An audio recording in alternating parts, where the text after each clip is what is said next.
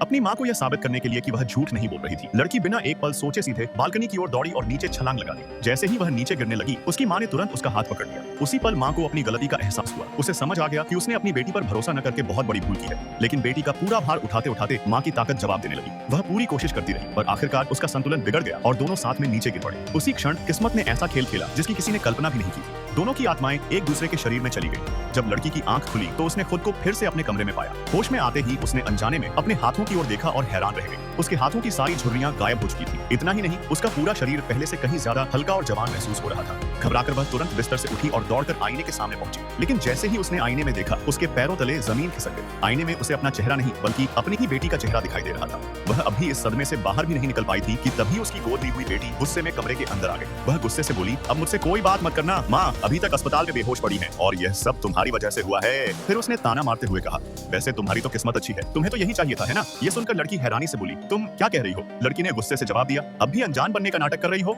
कोई फायदा नहीं, पापा बस आने ही वाले हैं।